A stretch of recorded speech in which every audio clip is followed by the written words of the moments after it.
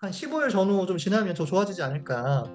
그리고 어쨌든 기관 물량도 어쨌든 계속 들어오고 있고, 이더리움이 RWA를 하게 되면 보통 이더리움 기반에서 많이 하기 때문에 네, RWA의 최대 수혜주는 저는 이더리움이라고 보고 있거든요. 그러니까 네. 정거점은 당연히 돌파할 거라고 보고.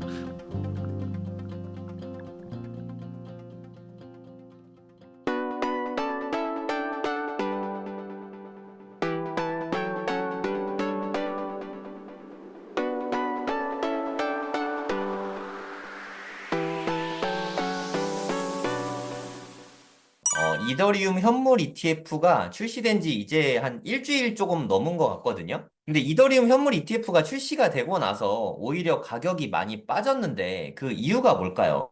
다들 알고 계시겠지만 그레이스 케일 물량이잖아요. 네, 그래서 그레이스 케일은 처음에 아시겠지만 이제 GBTC 신탁이라고 해서 어쨌든 뭐 그다음에 GETC 뭐 그래서 비트코인 시작도 있었지만 이더리움 시작도 있었단 말이에요. 근데 네, 비트코인은 마이너스가 보통 한 2, 3% 정도가 있었는데 ETF 되기 전에. 근데 네. 이더리움은 마이너스 20% 정도 있었어요. 그럼 기관 음, 입장에서는 마이너스 20% 정도에서 이더리움을 사서 지금 제 가격에 팔아도 20% 수익인 거잖아요. 네, 기관 입장에서 20% 수익이 엄청 큰 거거든요. 왜냐면 그 자금량이 많으니까.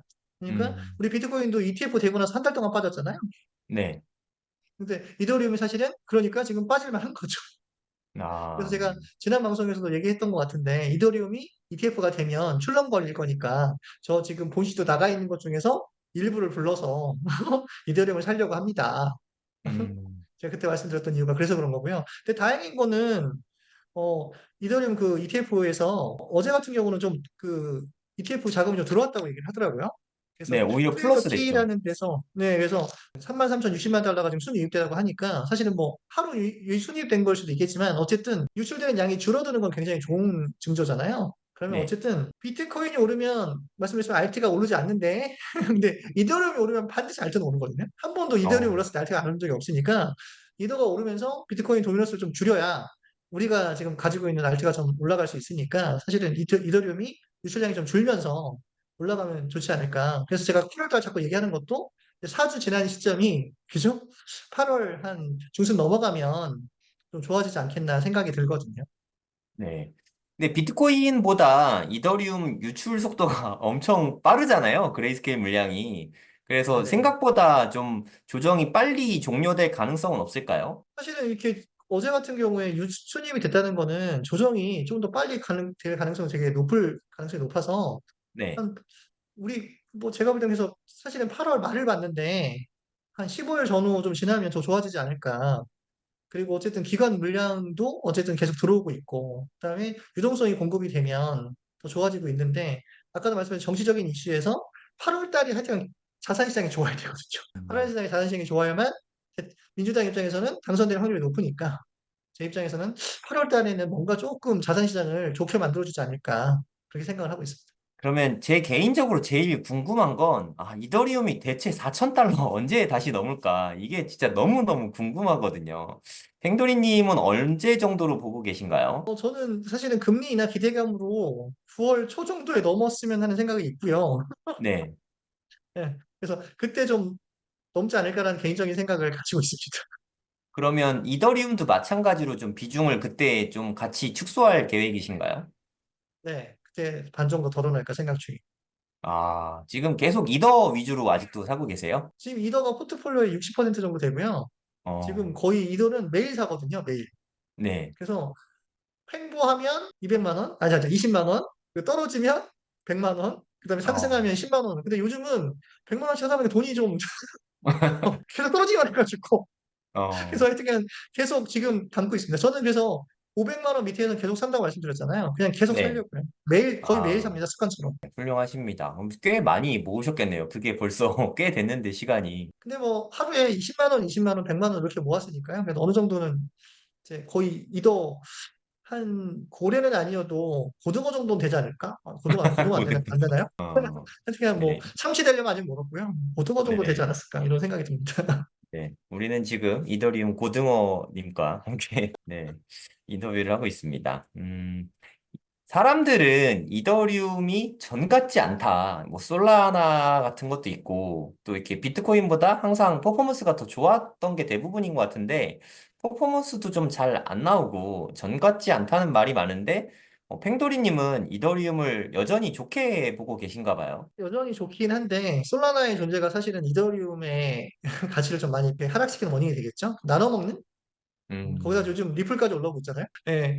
그래서 이더리움이 좋은 이유가 뭐냐면 어쨌든 블랙락도 비들이라는 펀드를 이더리움 기반에서 어쨌든 만들었잖아요. 그러니까 저희는 이더리움이 저번에도 말씀드렸지만 RWA를 하게 되면 보통 이더리움 기반에서 많이 하기 때문에 네, RWA의 최대 수혜주는 저는 이더리움이라고 보고 있거든요. 그러니까 네, 정거점은 당연히 돌파할 거라고 보고 일단 비트 가격이 되게 중요한데 비트가 1억 가면 뭐 이더리움은 800에서 1000 정도 버는 거고 그다음에 BT가 2억을 가면 저희는 1600에서 2000 사이를 보고 있거든요. 하나 네, 가격으로. 그래서 저는 아직까지 이더가 나쁘지 않다. 그리고 정보정을 안 뚫었기 때문에 그리고 제 음, 책에서도 말씀드렸지만 그때 이더를 모아가서 결국은 탈출한 거지 엉뚱한 거 모았으면 그때도 그냥 물려서 끝났던 거거든요. 그래서 네, 사실은 이더리움은 지금 자산 시장이 편입이 됐잖아요. 그러니까 네, ETF가 됐기 때문에 사실은 물려서 가도 큰 문제가 없고 그리고 만약에 뭐 사실은 경기 침체가 오고 그다음에 어떤 문제가 생겨도 갖고만 있으면 또 4년을 버티면 올라가긴 올라갈 건데 네.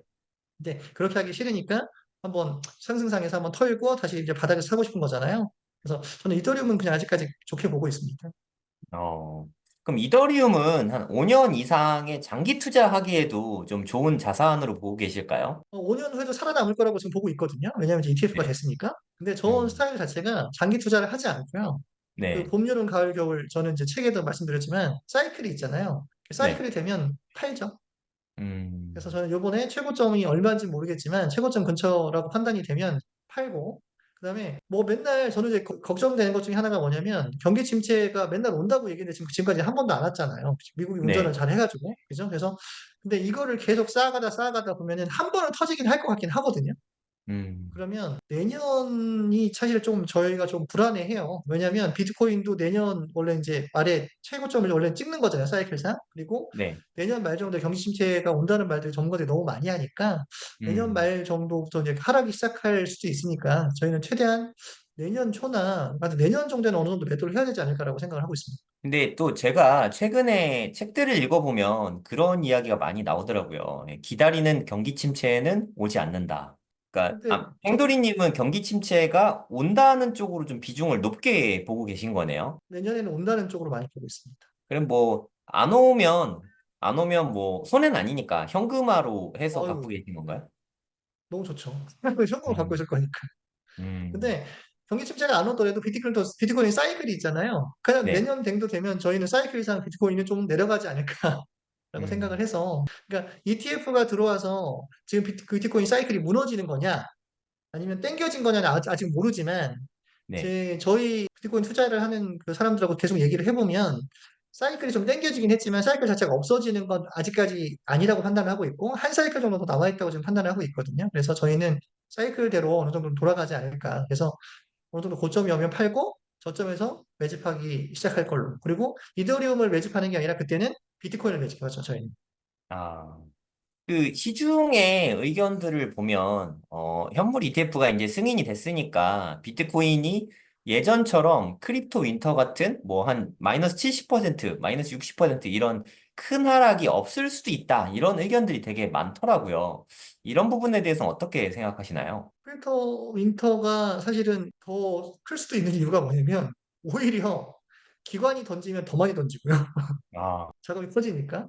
그리고 지금 뭐 블랙락이 뭐 기관이 많이 들어왔다고는 하지만 어쨌든 지금 들어온 거는 ETF 자금의 한 5에서 10%밖에 안 들어왔잖아요. 그러면 네. 개인이 던질 때 더 많이 던질 거고 또 직원이 던지면 큰 돈을 던지기 때문에 저는 사실은 더 떨어지길 바라고 있거든요. 오히려 많이 음, 올랐다 많이 떨어지는 게 우리 입장에서는 훨씬 좋다. 그리고 기회를 잡을 수 2,100만 있으니까. 원에서 만약에 샀으면 지금 거의 9천만 원이라도 어쨌든 4배는 되거든요. 네. 그래서 제가 요번에 그 투자해서 반성하고 있던 것 중에 하나가 뭐냐면 아, 조금 더 저점일 때 과감하게 많이 들어갔어야 되는데 음, 저점을 너무 오래 기다리지 않았나 싶어요. 그래서 좀 전에 그러면 2,800만 원을 맞추긴 했는데 네. 2,800 정도면 그래도 저점에서 잘 산 거 아닌가요? 비트코인 가격 그 정도면? 4천만 원부터 사기 시작해서 2,100만 원까지 계속 샀으니까요. 네. 그래서 2,800만 원 아니면 맞춘 거죠. 너무 일찍 사기 시작했다고 생각하시는 거예요? 양을 많이 못 모았어요. 비트코인을 더 많이 모았어야 되는데 오히려 아, 이제 그러니까 분할 매수하다가 가격이 갑자기 확 높아져서 그런 걸까요? 맞아요. 제가 생각한 아, 것보다 가격이 ETF 때문에 그런지 갑자기 생각보다 더 많이 올라가서 불타기를 했음에도 불구하고 생각보다 개수를 많이 못 모았어요. 그러면 모으기 시작한 시점은 뭐 한 22년 말 정도부터 모으신 건가요? 2003년, 2023년 1월부터 모았을 거예요. 모으기 시작한 시점은 되게 좋았는데요. 그러니까 네네. 모으기 왜냐면 이렇게 좀 분할 매수를 되게 작게 하고 계셨나 봐요. 처음에 좀 무서우니까 저희가 이제 4천만 원부터 들어가긴 했는데 제 기억에 4천만 원에 처음 샀던 것 같거든요. 그때 뭐 네, 0.2개 사고 뭐 그다음에 0.5개 사고 하면서 사기 시작했는데 저희는 원래는 비트코인을 이제 시드를 전부 다 썼어야 되는데 그때 현금을 많이 남겨놨었거든요. 이제 거기에 좀 사실은 제가 아, 착오가 있잖아요. 좀 많이 소심해져가지고 이게 한번 제 책도 보시면 알겠지만 이게 한번 트라우마가 있으니까 그거를 네.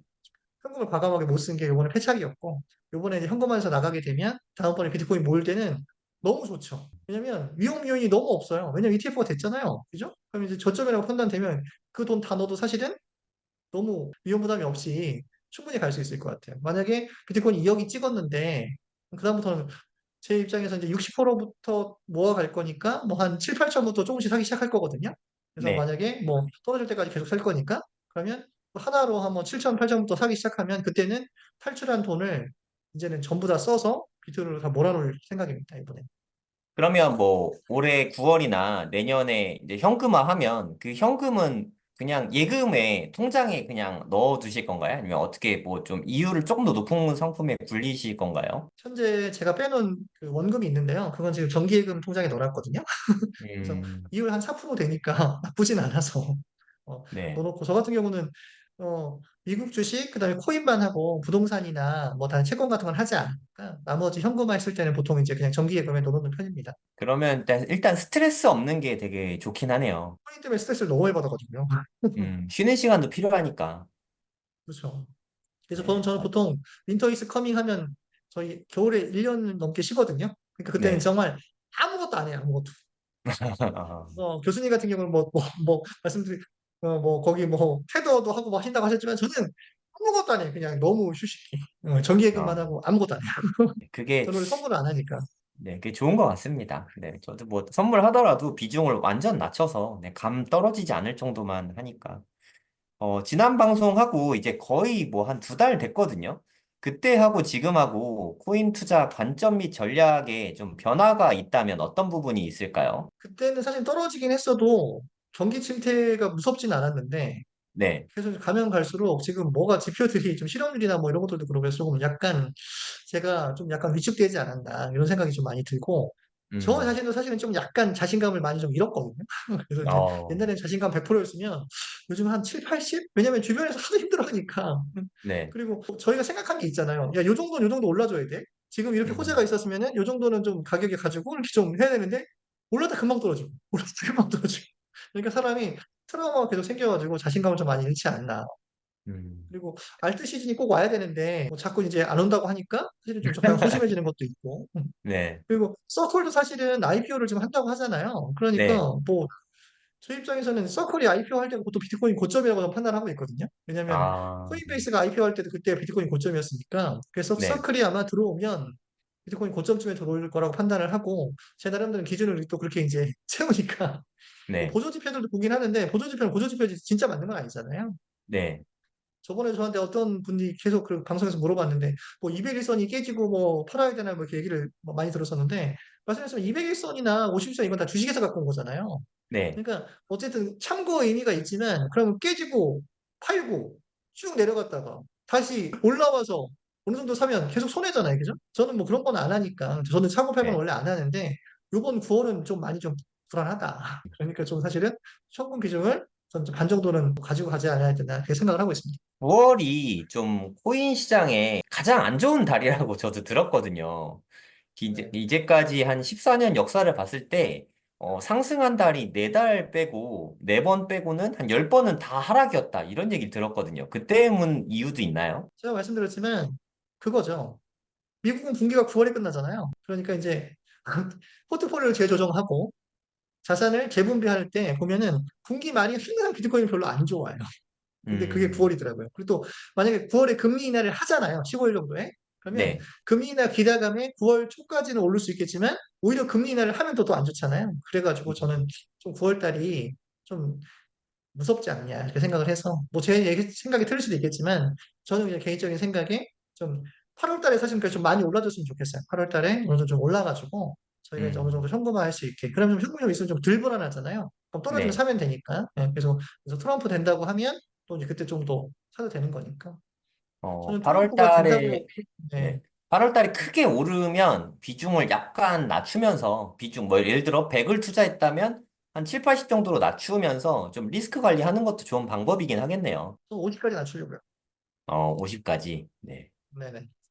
네, 알겠습니다. 네, 부자가 되려면 이 세 가지가 다 중요한데 결국에는 공부로 귀결된다고 생각합니다. 비트코인이 대체 어떤 쓸모가 있는지, 비트코인이 진짜 돈은 되는지, 그리고 투자의 기본 원리부터 시작해서 알트코인은 어떤 방법으로 고르고 어떤 방법으로 투자를 해야 되는지 이런 부분도 당연히 알려드리고요.